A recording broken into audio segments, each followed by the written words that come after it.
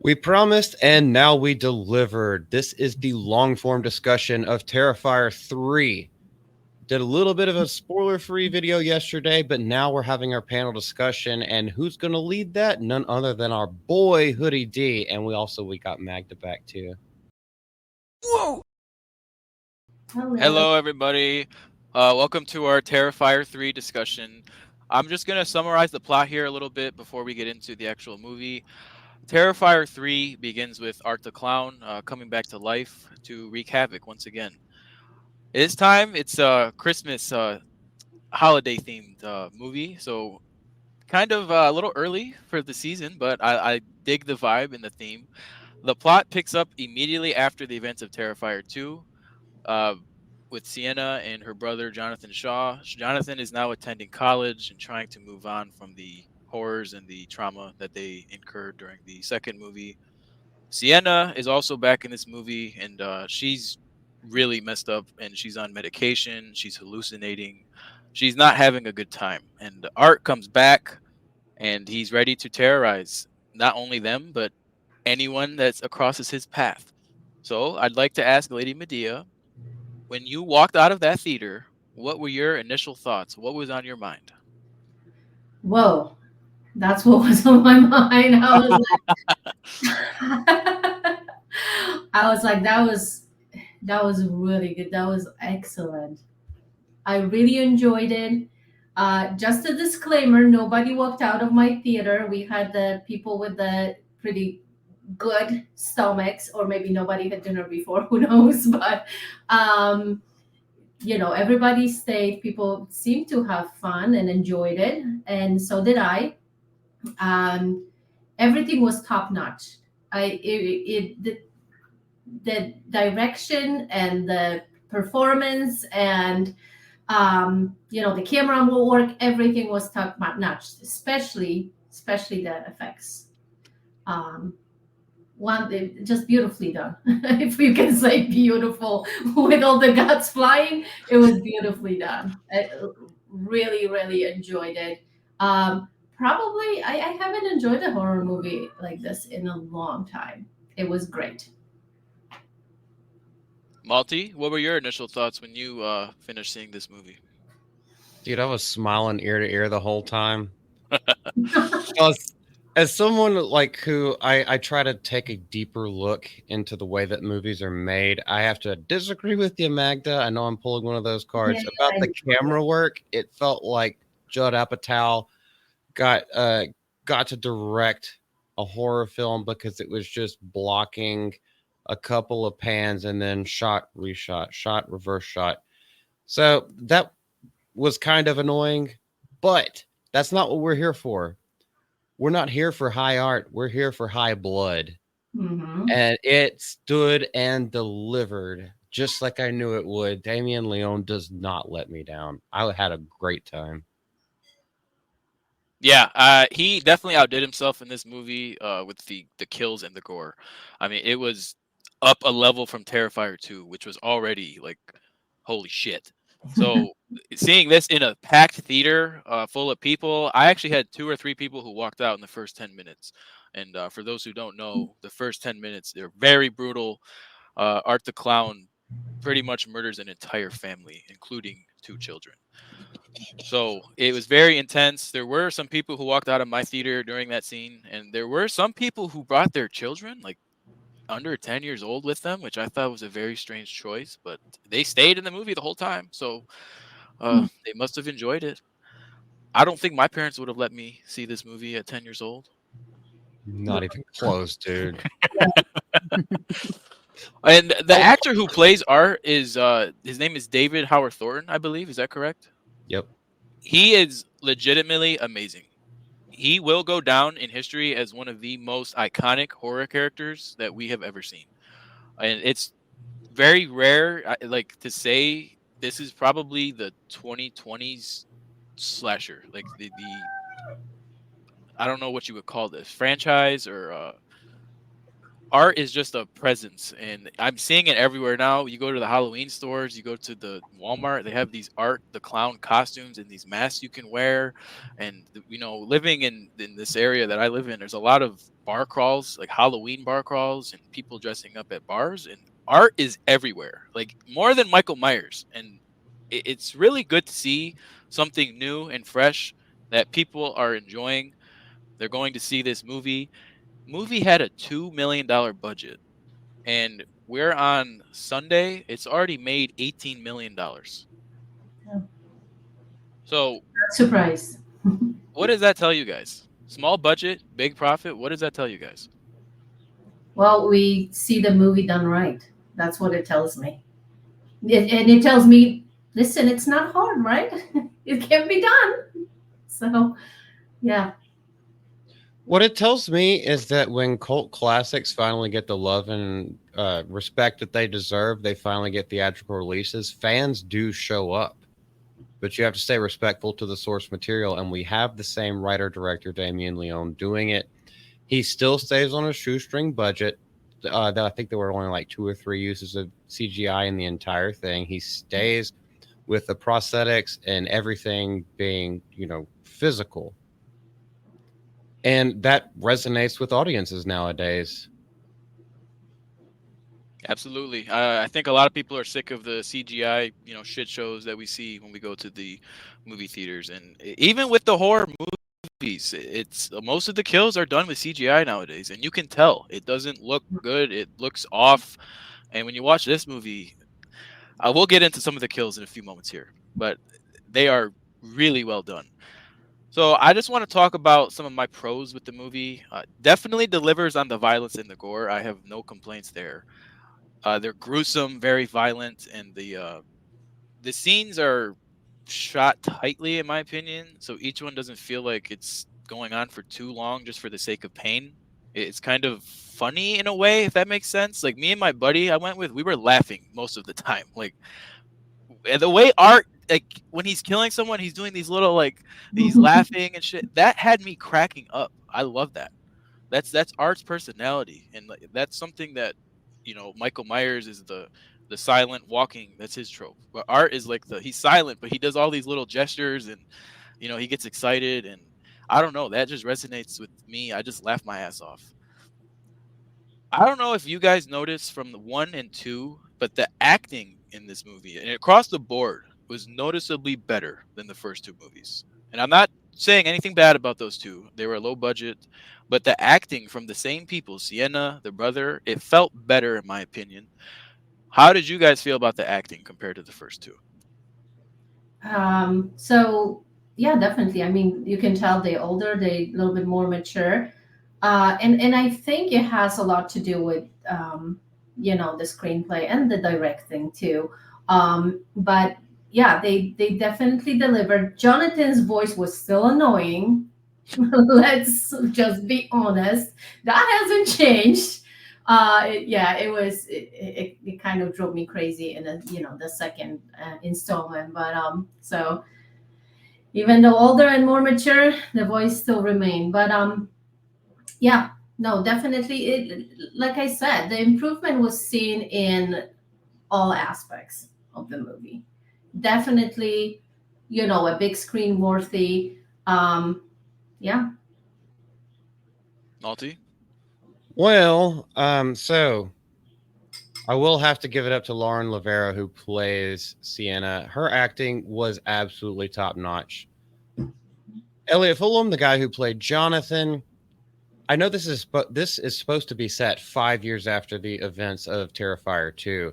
I think they filmed it 2 years after Terrifier 2. Hasn't hit puberty yet. Probably never will. There might be something wrong with him. I honestly don't know. I'm not even trying to take a dig at the kid.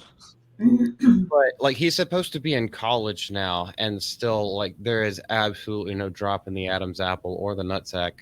We didn't get to see that part of him get cut off. We will see that later. But there's the child actor.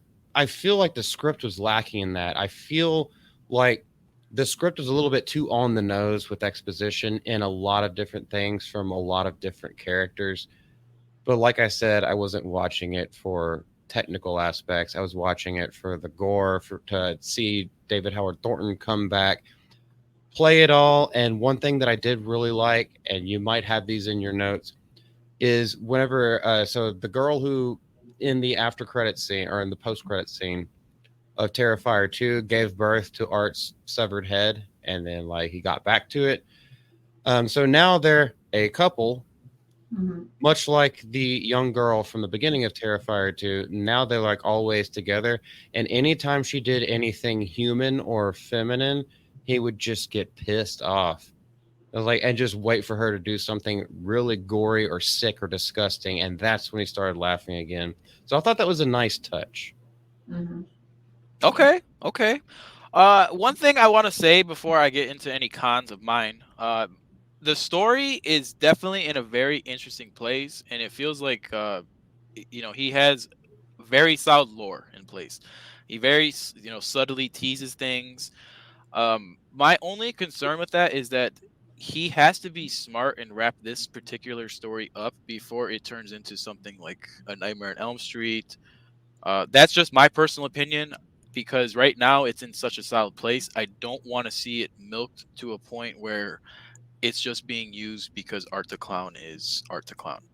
Do you guys agree with that, or do you not agree with that? Art needs to die for real, like forever, in my opinion. Magda? No, don't kill Art. Don't hate Art. Don't just... yeah, it's at the point where it's at the sweet point where basically what it can go both ways. If you think about it, now the movie hit the theaters, it hit the broader audience. It's getting extremely popular. So now, like in a director's mind, when is the good point to stop? I mean, now I'm like he must be thinking, well, I'm gonna start making a real money now, so it, he is basically in a hard place, like, do I continue with the risk that it's gonna just become, like you said, another one of the franchises that just gets milked, and you have the installment 13, or like with Jason, or how many Halloween movies there's been, or you just kill them off, it's done, and then you basically, what is it called? You kill the hand that was bringing the golden eggs or whatever. I think there's a saying like that. But anyways, but the good thing is he can come up with something new, and he's made a name for himself, and there's no doubt it will become equally successful. So That was gonna be my next point. Is this? We already know this guy has a mastermind for horror. He knows what he's doing, no doubt about that. So yeah. I don't see him, having a problem with creating another fresh IP, something new that will still resonate with the fan base that he has generated with Terrifier. That's just my thoughts. I don't want to see it milked like Halloween, Nightmare on Elm Street, because those movies all started out with very solid entries, and then we've seen what happened. So that was just my opinion on that. The only con I want to get into, and you guys feel free to challenge me on this, or if you want to. The pacing was very weird in some scenes, especially towards the end, the last 20 minutes or so. 1 minute we see Jonathan waiting on his uncle to pick him up at his college campus. Then his uncle makes a weird phone call to Jonathan, and that's it.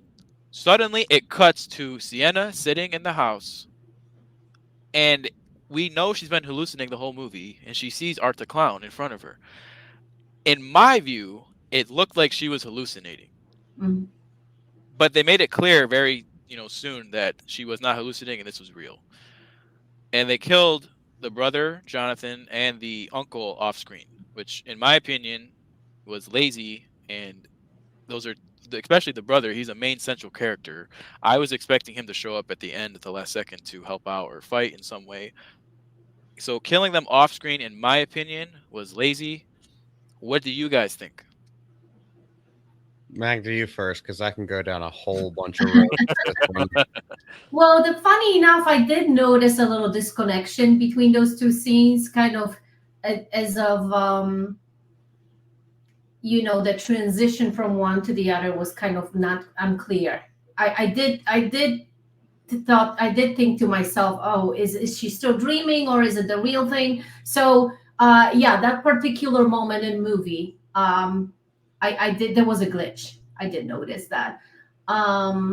As for the killing of screen scenes, I think they had to cut something out because I truly believe they had that filmed, but they had to get rid of something, and for some weird reason, that's what they chose.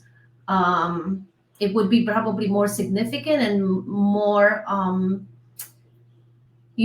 sad, and because those were the one of the main characters, the character, especially the uncle. He was a reasonable guy. Um, I thought he was one of the important characters, and of course Jonathan being a main character as well. I kind of thought he was gonna die though. To be honest with you, when I was going to that movie, I thought one of them had to, and my bet was on Jonathan. But anyways, I would like to see those killing scenes. For the reasons to keep the movie at a certain length, I think they did get rid of those scenes. But yeah, I don't know if it was a good choice. It would carry more weight, if they did show those two characters die. I agree. Now, Mr. Malty. There we go. All right, so the more that I'm thinking about this, I think we're missing out, since we're saying that Damien is and he is obviously building on his lore from Terrifier 2.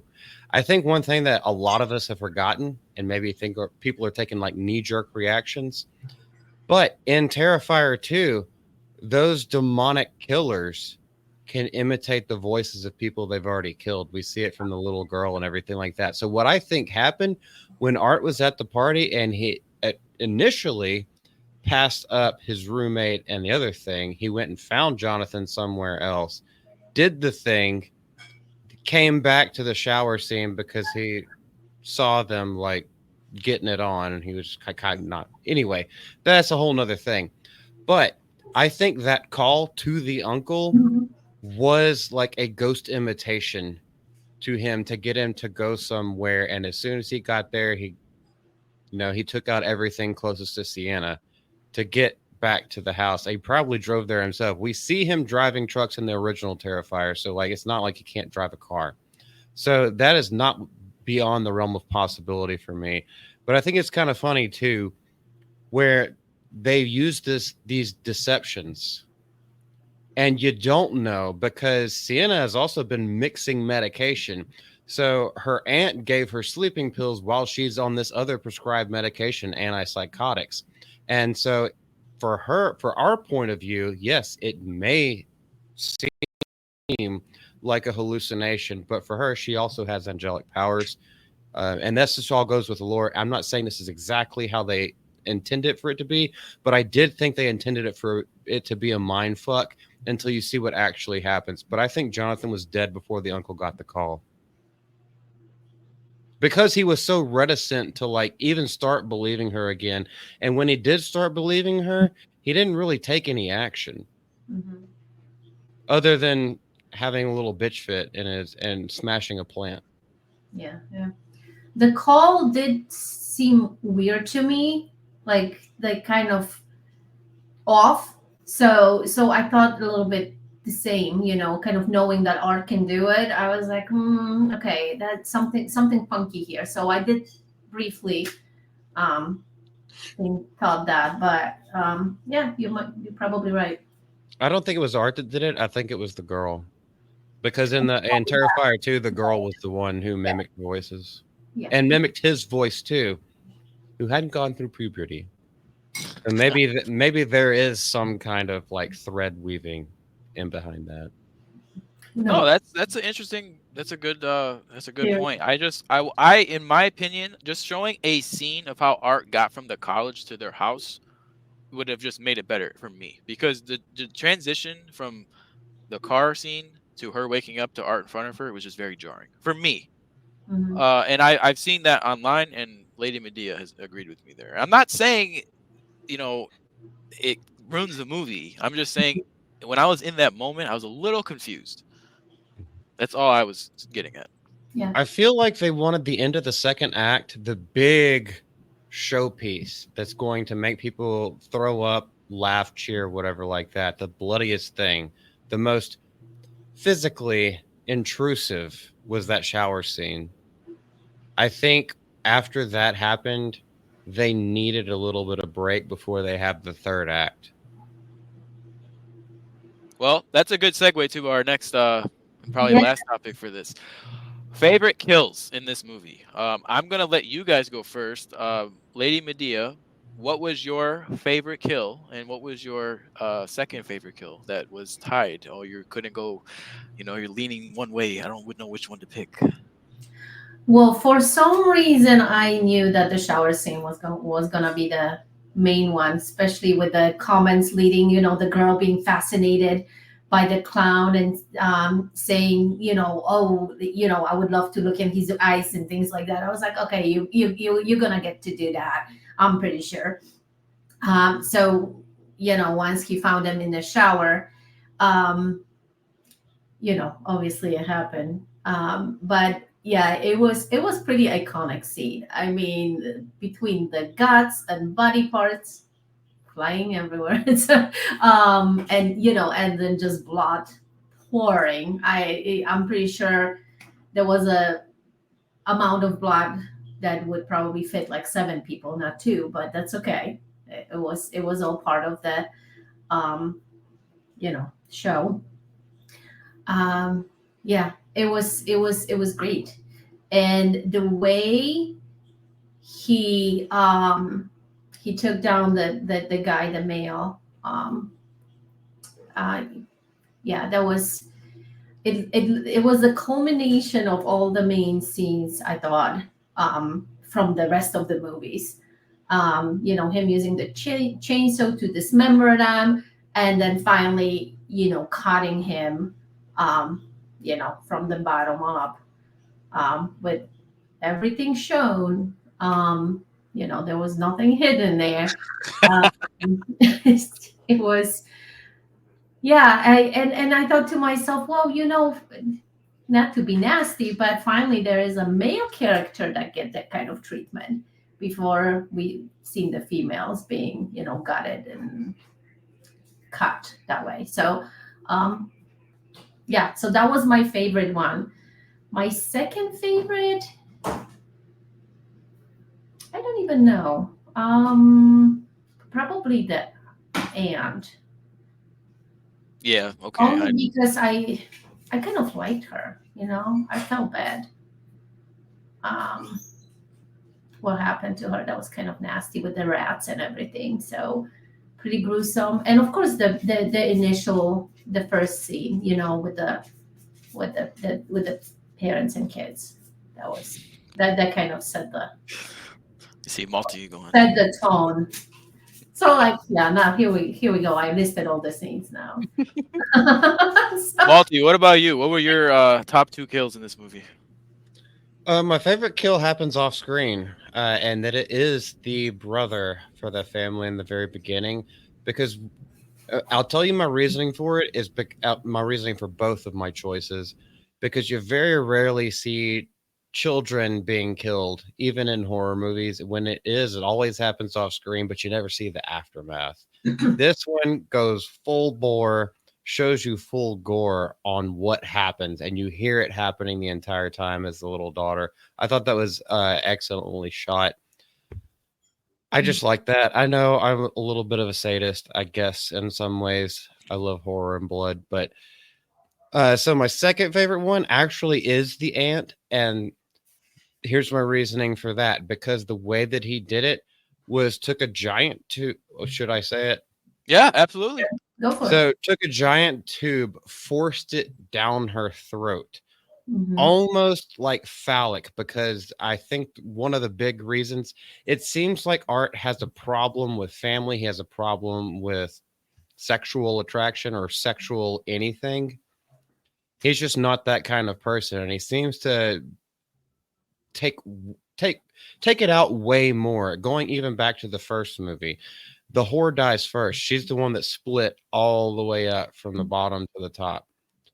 And then the one that he was actually the most attracted to, which I thought was the most attractive, he ends up taking her boobs off and like wearing them as a disguise. I think he's got I think Art has something against women and absolutely hates when they're not, when they are in sexual things. And seeing that these people have families, especially with Sienna, they literally say that they needed to take everything away from her, everything she cares about, which is kind of what family is. That's everyone in your inner circle that you care about. I need to take all that away from you so I can have your power.